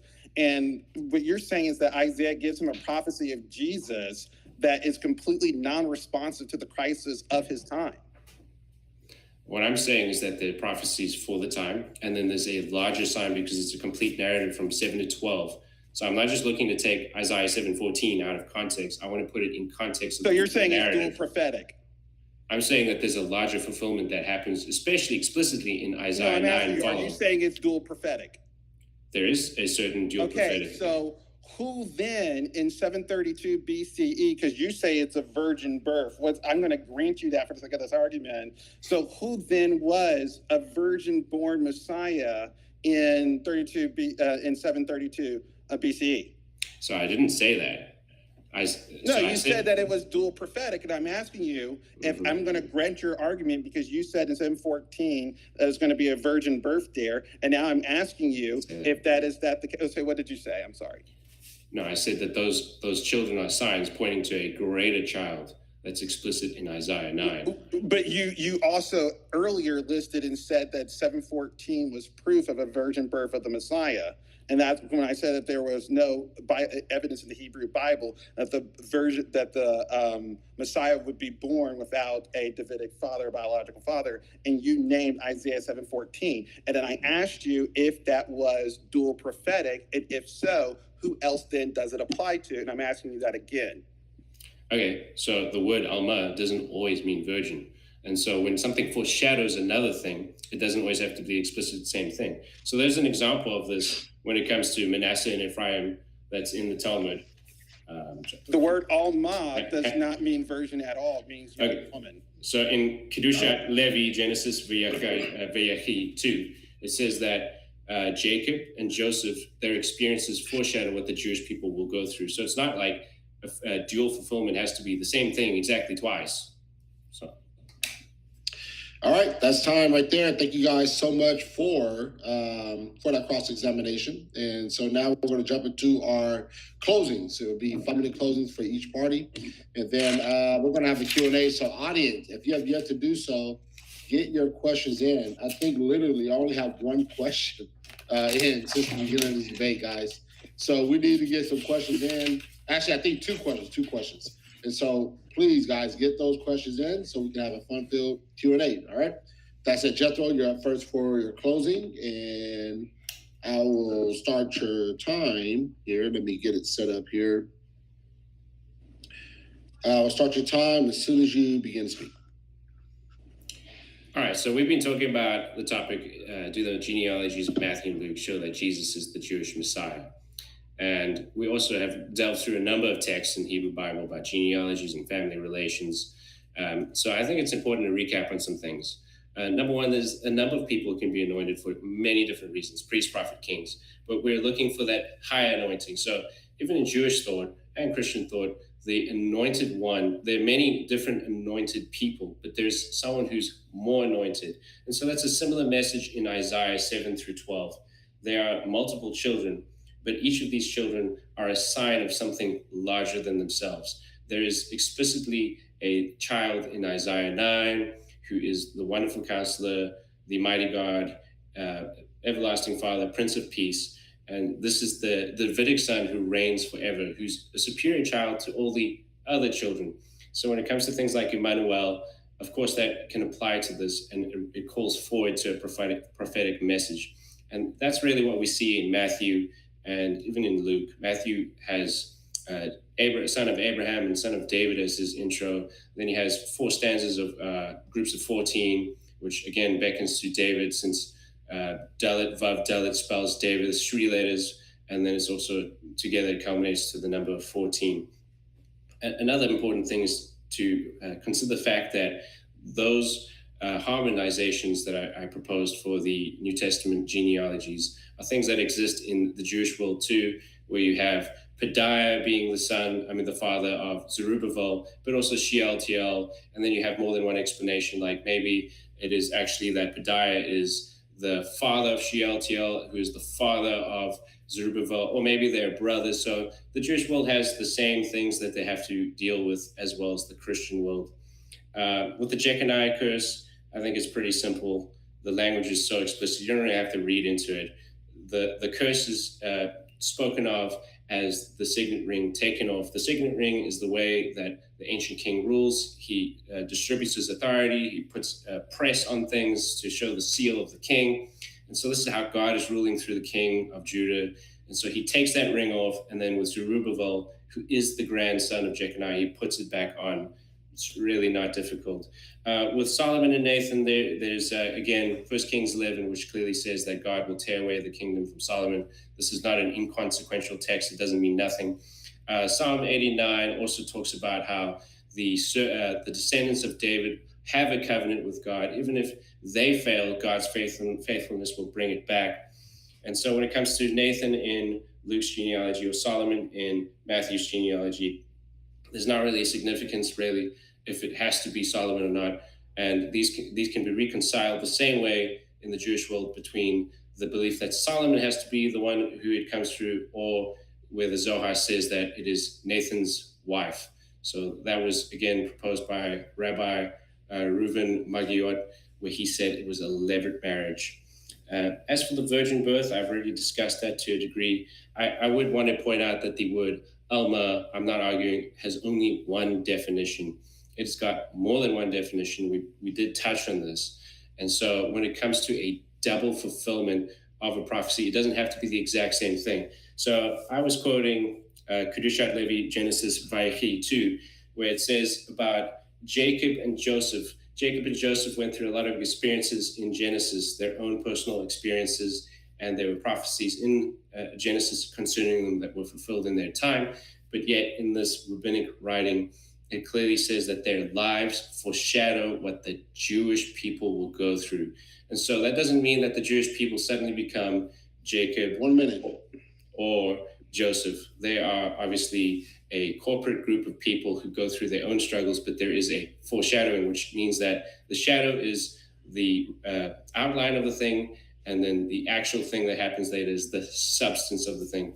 And so this would be the case when it comes to any kind of dual fulfillment with Isaiah 7:14. This is the shadow, and then there is the substance of the thing. And so when it comes to the word virgin, I just briefly touched on the fact that it can be applied, Alma, it can be applied to virgin. Perfect examples, Genesis 24, Rebecca is a virgin, verse 16, and then verse 43, she is described as Alma. So it's applicable. It's not the exclusive definition, which means that there is some movement with the word. It's not absolute. So with that, I'd like to say, I believe it's reasonable to say that Jesus is in fact the Messiah. Thank you so much. All right, thank you for the closing. All right, so Antonio, you're back up for your 5-minute closing, and I will start your 5-minute timer as soon as you begin to speak, Antonio. I think you might be muted, Antonio. Okay, can you hear me? Yep. Okay, thank you. And so again, I just want to review my argument that both the genealogies in Matthew and Luke are specifically cursed by God to never bear the Messiah. There's a couple of problems here I want to list. That first, Jethro could not agree, was not able to link the genealogy in Luke to Mary. So the whole idea of the Levirate marriage doesn't work because it's consistent. It's based on this ability to do that. He already said that that's based on conjecture and that there is no textual evidence for this, nor is there any historical evidence to link Mary to Luke's genealogy here. So the entire Levirate marriage is completely conditioned on this and therefore is irrelevant. And therefore we are left with the genealogy in Matthew. But the problem with the genealogy in Matthew is that it is specifically cursed by God because we see that Jeconiah is named directly. Now, he argues that, in fact, because Jeconiah is forgiven, that the curse is repealed. But again, we don't see that. In fact, what we see is a consensus of rabbis on the issue that either Jeconiah was forgiven, but the curse was not undone, or that he wasn't forgiven and the curse wasn't done. And there is halakhic ruling on this. Sanhedrin 37b specifically talking about this issue, discussing Jeconiah's repentance in exile. The key point here is that he was forgiven, but the royal curse itself stands, that none of the descendants could occupy the throne of David in Judea. And that, of course, the Talmud preserves this distinction. And, of course, we see historically that that's, in fact, what happens. Rashi commentates on this, Jeremiah 22:30. He says that childless means childless regarding the kingship, not literally childless. Jeconiah's sons existed, of course, but none of them became king in implications, in compliance with, in fact, the curse of Jeconiah. Rashi never says that the curse is undone. Radek, another rabbi on this issue, says that Jeconiah's descendants might have personal merit, which is what I was explaining, the grace of God or spiritual reward, but dynastically the kingship is forever barred. And again, that's true.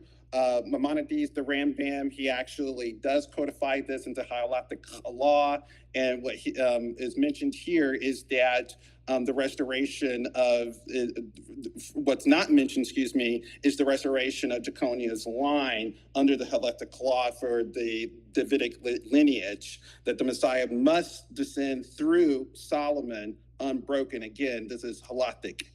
So there are actually halakhic references for both of these issues, that the Messiah, in fact, has to be a blood child of King David through the line of Solomon, and that Jeconiah was not, in fact, the curse was removed from him. And again, Jethro actually agreed with me astonishingly, because he tried to avoid the curse by implicating that the Messiah would not have a father. He said, astonishingly, there's nothing in the Hebrew Bible that King David is the father of God. And of course, there's nothing that even suggests anything like that in any of the biblical texts concerning the Messiah in the Hebrew Bible, that David himself will be God's father. And he agreed that 100% of the rabbis say nothing that the Messiah would not have a biological father that's connected to King David. So it has to stand, 1 Chronicles chapter 22, that in fact God will deliver a flesh and blood relative descendant of David, son of David, as we are told in the book of Ezekiel chapter 37, that he will be a son, a prince, a king who will reign over them from ever, directly from the Davidic line. And both Matthew and Luke's genealogies are disqualified. We see that Zerubbabel, who would have been the rightful king at the time, is not called the king. We see none of his descendants on the throne in accordance with the curse. And we also see that for the first time in all of Judaic history, that someone else is being called the Messiah and has complete jurisdiction and control over Judea during the time of the building of the Second Temple. So this proves then that the curse is still in effect. It is rabbinic consensus. It is halakhic. It is history. It is Bible. Thank you for your considerations. All right, and thank you and Jethro for a fantastic debate, man. Appreciate you guys so much for the effort and time you guys have put into this debate. And so now what we're going to do, we're going to jump into our Q&A. And as I said, man, it is many questions, man. I thought it was going to load up during the time, but man, I hate when that happens. Got my timer going off. Let's get into it, man. Let's get into it. So this question is for I believe Antonio. Question for non-Christian for Antonio. Isn't it true rabbinic literature says a Gilead Messiah will come and die prior Messiah ben David? On what basis do you reject Jesus being this figure? So I think he's talking about possibly Sire ben Joseph, not Sire ben David. And there is, especially from the late Second Temple period, this view of two different messiahs. Now, this wasn't necessarily the consensus view in the late Second Temple period, but amongst some Jews, particularly the Pharisaic Jews, there was a belief that there would be a second messiah, a sort of messiah that would usher in the messiah, so to speak, but this first messiah would actually die horrifically. But the claim here in Christianity is not that Jesus is Messiah's ben Joseph. So I don't know how that's applicable here. And there aren't rabbinic stories to say that Messiah ben David will die or rise from the dead or anything like that. All right. Any thoughts, Jethro? I would just say that the Christian claim is that the Messiah fits both ben Joseph and ben David. So one Messiah instead of two, like rabbinic literature divides it. Can I respond to that? Is that okay? Yeah, hold on. I'll give you. So I should have gone over this before. Is that both of you get 1 minute each, and then the person who got the question initially first gets 30 seconds. He gets the last word, and so whoever the question is for will get 30 seconds to last word in 30 seconds. So, and just a point of clarification. Yes, just a point of clarification. Nowhere in the New Testament does Jesus supposed to represent both the fulfillment of Joseph ben David and Joseph ben Messiah ben David or Messiah ben Joseph. There's nothing in the New Testament that says that he's supposed to be the fulfillment of both of those figures. All right. Let me see here. This question, it looks like all the questions might be for you, Antonio. So sorry about that. I was hoping for more questions, man. But says question Antonio, Genesis 3:15, the seed of the woman crushed the head of Satan. Women do not have seed, so does this not mean that Messiah is from a virgin birth? So first of all, this is a very interesting question that's being asked here. So the word seed there literally means descendants, and I am the child of my mother. So yes, women do in fact have seed. Women do have children, and that's exactly what's referenced there. It has nothing to do with a virgin birth, and there's nothing in the biblical context in Genesis 3 that would suggest that is talking about a prophesied virgin birth of the Messiah. All right, Jethro? If I leave a comment, I would just say that this emphasizes the woman's role in bringing forth the Messiah. All right. Well, I mean, if he's going to say that, I think that's the last word, Antonio. Yeah, I think that's somewhat uncontroversial because, of course, just like in Isaiah 7:14, a woman is necessary to bring forth the Davidic king. So that's always true. What here specifically, what's being enumerated is the virgin birth. And as I stated before, in Genesis 3:15, nor in Isaiah 7:14 has anything to do with a virgin birth. So of course, women have powerful roles in the will of God, but in terms of this question of the virgin birth is completely irrelevant here. All right. And here is another question here. Once again for Antonio. Carlos Xavier often argues that the genealogy sees Jesus is a mere man because it speaks of his genia. Isn't this misleading since the same gospels of his deity? So is his geneo? Sure, if I'm following the question. Yeah, because I was saying, is his geneo different than his genealogy? Is that just supposed to be like shorthand for genealogy? I believe so.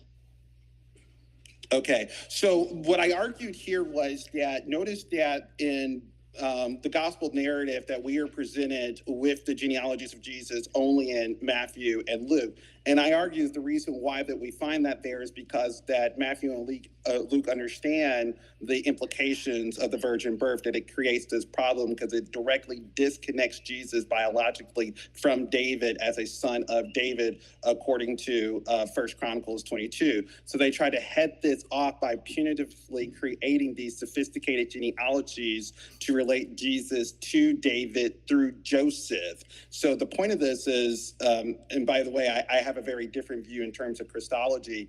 I don't believe that Matthew and Luke think that Jesus is equal to God. I believe they do believe that he is divine, hence their narratives were told specifically in Luke's narrative that the angel Gabriel descends from heaven and says that Jesus is going to be conceived of the Holy Spirit. Therefore, Kadosh ben Ha-Elohim, holy the Son of God. Therefore, he is to be holy because he's conceived by the Spirit. And because he's conceived by the Spirit, therefore, then we need to biologically connect him to David through these genealogies. So I think in some sense you do get a contradiction there, but they try to head off that contradiction by punitively attributing the genealogies to Joseph. So that doesn't contradict the claim of divinity. Jethro? I find Antonio's response to this interesting because he says for Matthew and Luke, the virgin birth presents a problem, so they have to construct this genealogy around it, which implicitly concedes that the virgin birth is real and that they just had to deal with it, which is a pretty cool concession. As for the Christology, I would say they all have a high Christology. It's pretty obvious that Matthew says in 23 that Jesus sent his messengers, his prophets to the Jewish people and that they stoned them. So it's his prophets, i.e. God's prophets. So I think there's a high Christology there. All right. Antonio? Yeah, so absolutely not. No, what's happening here is that Matthew and Lucan communities are developing the gospel narrative independently. And notice that's why their birth narratives are completely different. If Luke knew that Matthew had written his birth narrative that way, he would not write his to completely contradict Matthew's, and nor would he write a genealogy that would completely contradict Matthew's as well. So what's happening is that they share a common motif. That common motif, which was very popular in the ancient Mediterranean world, is a virgin birth. Why? Because the ancient Mediterranean audience would have immediately identified that a virgin birth means that the figure is supposed to be divine of some sort, just like Hercules, Perseus, and other half-divine figures. So that's what's happening here. And because they're inserting this motif that's absent in the first and earliest gospel in Mark, trying to make Jesus divine at his conception, they find this problem of they find this problem of disconnecting Jesus from David biologically, and therefore need these genealogies. And that's why they're the only two books in the entirety of the New Testament, 27 books, that talk about Jesus' virgin birth and these genealogies connected to it. All right. And this question is for both of you, so I'm going to let, this one specifically says for both. So I'm going to let Jethro handle this one first. So Jethro, when Jesus stood before the high priest asked him, "Are you the Christ, the Son of the Blessed?" Isn't this teaching evidence first century Jews expected a divine Messiah? I would say yes, because the priests then tore their clothes when Jesus said, "I am," and then they said blasphemy. And you could see this in other first century Jewish literature, and some people debate earlier, like in the book of Enoch, where it says that the anointed one will sit on the throne of the Ancient of Days and judge the people and bring the nations to himself. All right. Antonio?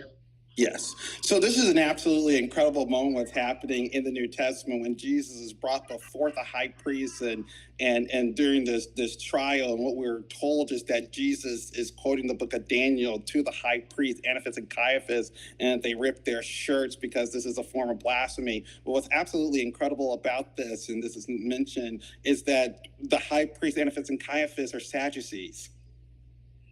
Now, if you're Jewish, you understand why this is funny, because Sadducees don't believe in a resurrection of the dead. They don't believe in the book of Daniel. They don't believe any at all outside of the Torah. So if Jesus was quoting this to them, it would mean nothing to them. The Sadducees completely reject the Nevi'im. They reject the prophets, and they only accept the first 5 books of Moses. So this actually doesn't set up what you think. What this shows is that while the likely writers of the gospel narrative knew a lot about Judaism, they didn't know about Judaism intimately, and so they make what would be these elementary mistakes, like assuming, for example, that the Sadducees accept, for example, the book of Daniel, and would be able to understand or even respond sensibly to Jesus's claim here, and certainly under the charge of blasphemy, which would have been completely nonsensical to them.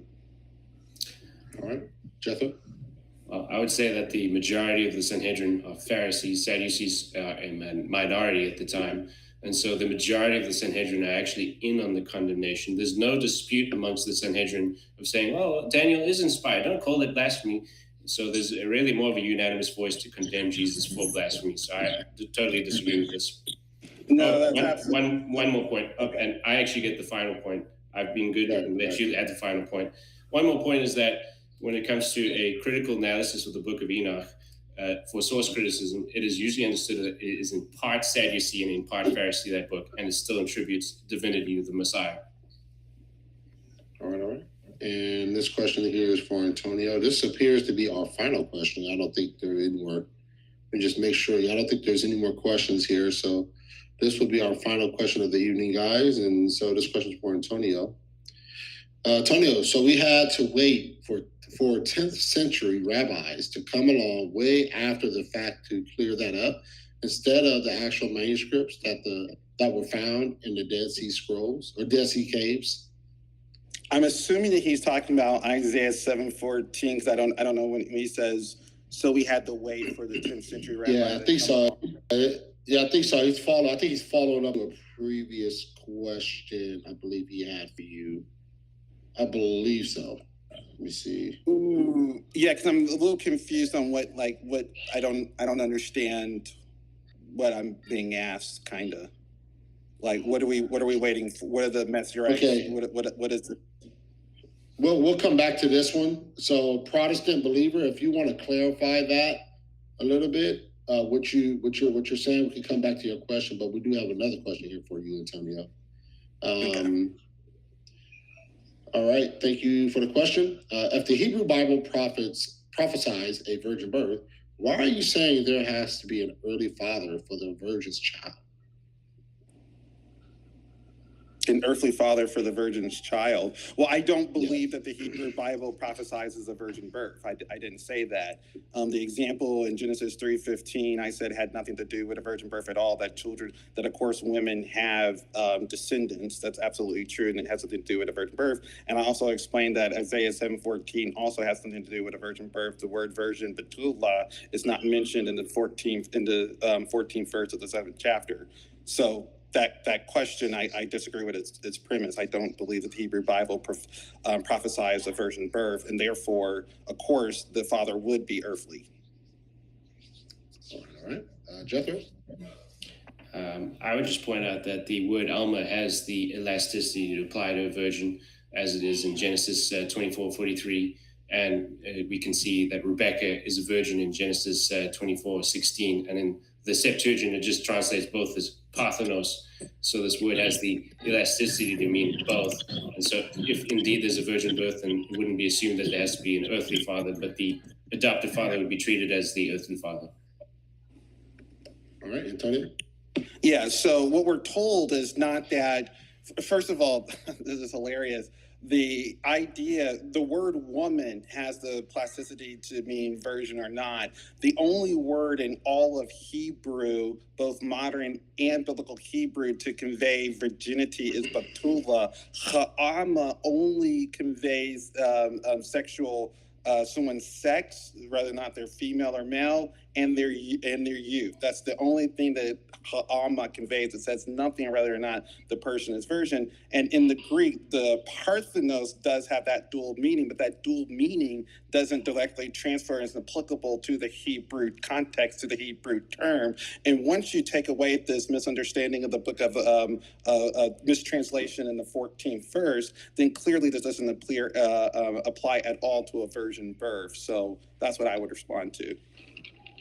And let me say this too. Matthew specifically says in its first chapter, the 23rd verse, that it's a virgin. So he's definitively saying that the word ha'ama means virgin, not plastically. All right, guys. That looks like it's all the question. Private believer did not get back to me on that. So that last question that we sort of asked for clarification on. So I think that will be it, guys. So thank you guys for a fantastic debate, very energetic, very lively debate. Definitely kept me awake on this one. And I'm sure you kept the audience awake. So thank you so much for that. And Antonio, in future debates, man, you got to breathe, man. You be going 100 miles per hour, brother. So you got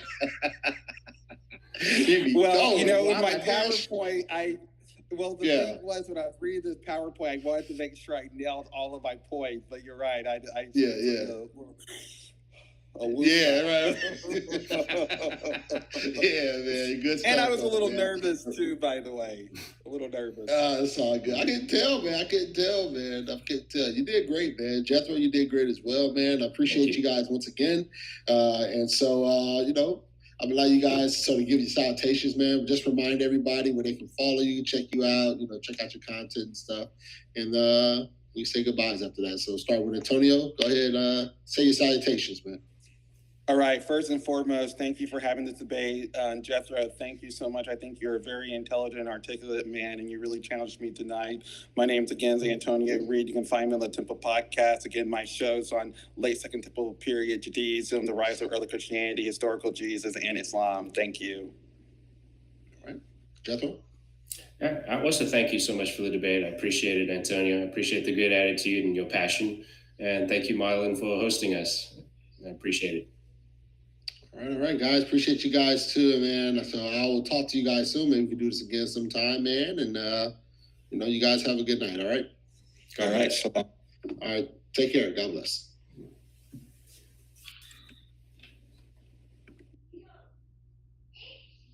All right, guys. That is it. All we have for the debate, man. I hope you guys enjoyed it. Once again, I hope you guys learned something new, if not anything.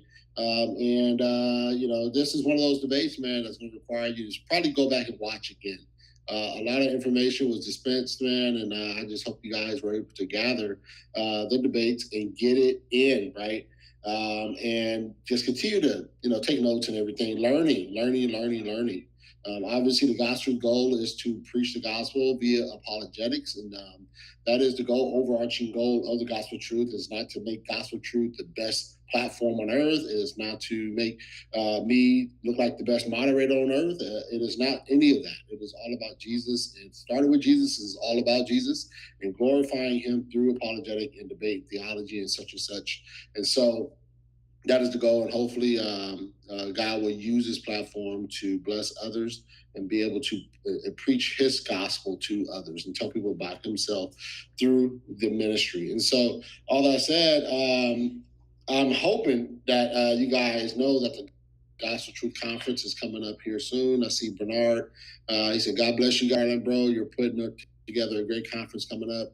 I can't go, but when I get the chance, I'll try to support the event with whatever I can on payday, bro. God bless. Well, Bernard, I appreciate you, man. I appreciate you, bro, for just showing up and supporting the ministry. I mean, if you want to donate or give anything to help the financial cost of the debate, the conference, all the links to the to support or donate description of every single video that I have on the Gospel Truth YouTube channel, and so you can go there, man. But if that goes to anybody, if you guys, I can't make it, but I want to support. There is the Gospel Truth website. You can donate there. There's other avenues: Venmo, PayPal. and all those different platforms that will support, or you can drop a super chat here, however you want to do it. But it's all for the most part going to the cost for the conference. So whatever you guys are able to do, I really do appreciate it. And so all that said, man, it's definitely a blessing to be able to be here and do our thing. And so, I got the green screen thing going on. This is not, y'all know how I get down, man. I don't like green screens. I don't usually use them. But I said, hey, I'm going to give it a try. And I like a normal setup, like where you guys can see the back of the room and stuff, like a regular setup. I think that's definitely more professional, more aesthetically pleasing, And so, but yeah, I got the green screen thing going on, but it's all good. It's all good. I'm in a temporary setup right now. Me and my family are still trying to get our home. And so we're just waiting for our home back in Cali to sell. And then we'll be full blown getting a home out here in Texas. And so that is sort of where we're at.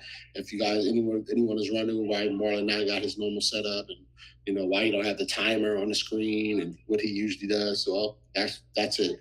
The platform I'm using is Restream. It's not the normal platform I use. And so, yeah, things are changed. Things are different for now, but they will go back to the normal setup once we get into our house. I think that will be able to get everything set up, right? And so, yeah. So all in all, I appreciate everyone for joining me and joining myself, Antonio, and Jethro tonight on the Gospel Truth in this debate. And so hopefully you guys understand the arguments. Hopefully you guys are able to engage with the argumentations and debate that, right? And debate it. Those things that challenged you, go back and check it out and see if the challenge is worthy, right? And check this stuff out. That's what I do encourage you to do. All right. With all that said, I'm going to get out of here. I thank you once again for joining me on the Gospel Truth, and I look forward to seeing you next time. Ashivenu Adonai Elecha v'nashuva